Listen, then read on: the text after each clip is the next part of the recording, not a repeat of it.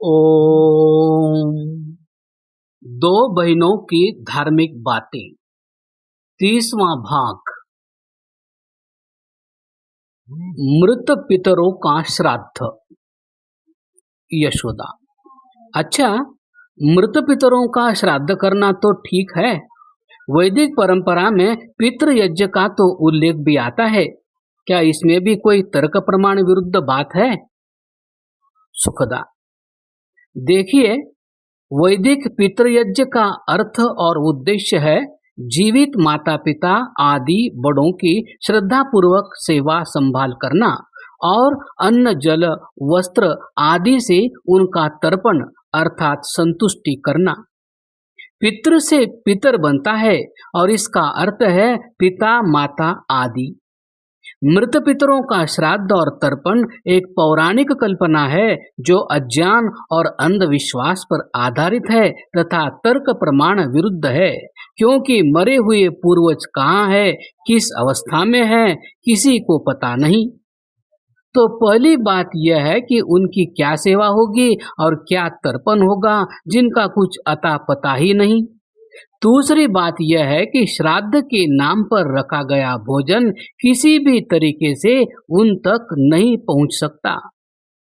प्रत्यक्ष प्रमाण है कि आज तक किसी को नहीं पहुंचा। उस भोजन को या तो चींटी चूहे पक्षी आदि खा जाते हैं अथवा वह सड़ सूख जाता है। जो कोई कहे कि कौवा आदि पक्षियों के माध्यम से उन तक जाता है, क्या कौवा बुद्धियुक्त मनुष्यों से भी बुद्धिमान हो गया? मनुष्यों को तो अपने मृत पूर्वजों का अता पता नहीं और एक अपवित्र पक्षी को पता है। वाह, कल्पना भी कितनी मूर्खता पूर्ण की है। एक पक्षी को ईश्वर या पूर्वजों का प्रतिनिधि मान लिया। यह बुद्धि का दिवालियापन नहीं तो और क्या है।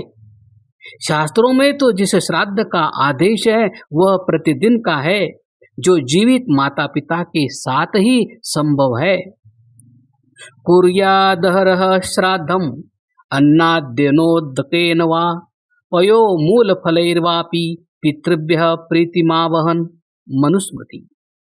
अर्थात गृहस्थ माता पिता आदि से प्रेम रखते हुए प्रतिदिन उनका अन्न जल दूध मूल फल से श्राद्ध करें, अर्थात श्रद्धा पूर्वक सत्कार करें।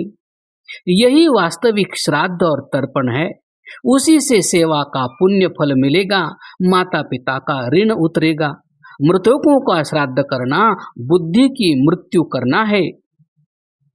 दृष्टांत: मृतक माता पिता पितामह आदि का श्राद्ध और तर्पण करने के नाम पर स्वार्थी पंडित कैसे ठगते हैं और उन ठगों के साथ कैसा बर्ताव होना चाहिए, इस संबंध में निम्नलिखित महर्षि दयानंद द्वारा उद्धृत दृष्टांत शिक्षाप्रद है।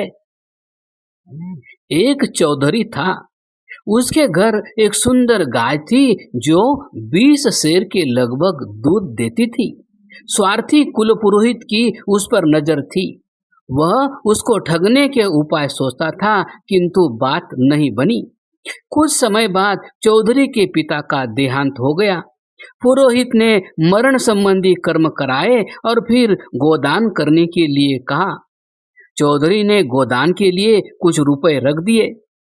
पुरोहित ने कहा कि पैसे नहीं, साक्षात गोदान करो।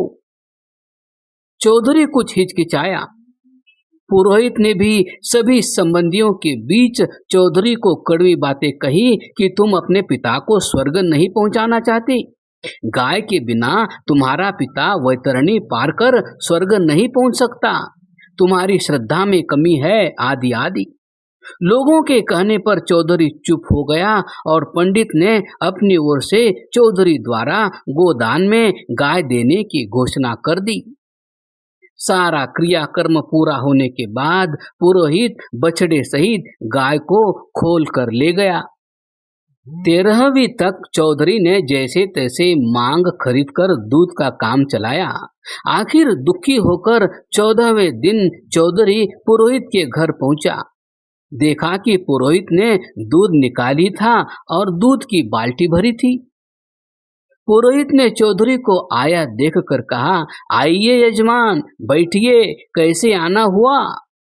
चौधरी खाट पर बैठ गया और कहा, पुरोहित जी, आप तो बहुत झूठे हो। कैसे? पुरोहित ने पूछा। चौधरी बोला, आप कह रहे थे कि यह गाय मेरे मृत पिता को वैतरणी पार करा के स्वर्ग पहुंचाएगी। तुम तो इसे अपने घर रखे हुए हो और मजे से दूध पी रहे हो। मेरे बच्चे घर में रूखा सूखा खाकर गुजारा कर रहे हैं। इस गाय के बिना मेरे पिताजी ने तो वैतरणी में गोते खाए होंगे।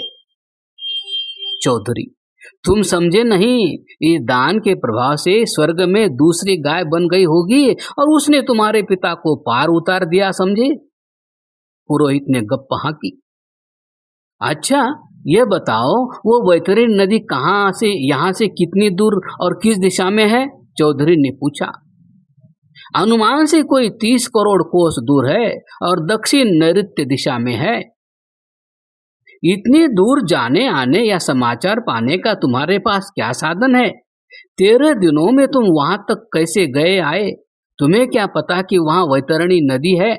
और तुम्हें कैसे पता चला कि वहां दूसरी गाय अपने आप बन गई और उसने मेरे पिता को पार कर दिया होगा?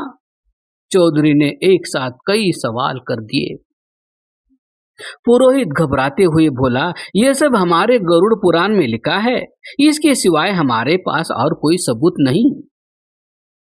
ये पुराण वगैरह तुम्हारे स्वार्थी पूर्वजों ने अपने स्वार्थ पूरा करने के लिए और श्राद्ध के नाम पर लोगों को ठगने के लिए लिखे हैं, सारी गप्पे हैं।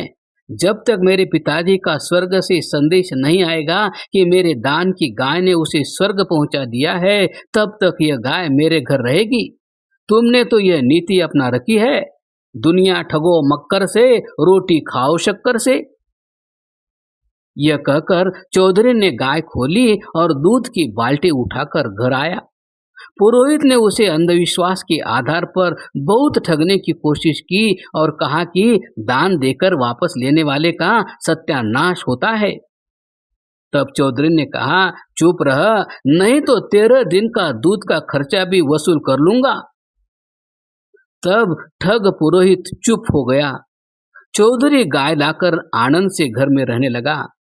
जो अंधविश्वास में नहीं पड़ता वह चौधरी की तरह सुखी रहता है। स्वर्ग और नरक। यशोदा, जब आप भ्रांतियों का निवारण कर ही रही हैं, तो स्वर्ग नरक के विषय में भी सही स्थिति बता दीजिए। क्या स्वर्ग और नरक वास्तविक लोक या स्थान है? यदि नहीं है तो बार बार यह क्यों कहा जाता है कि स्वर्ग में जाएगा, नरक में जाएगा आदि? सुखदा, स्वर्ग और नरक का अर्थ है सुख और दुख।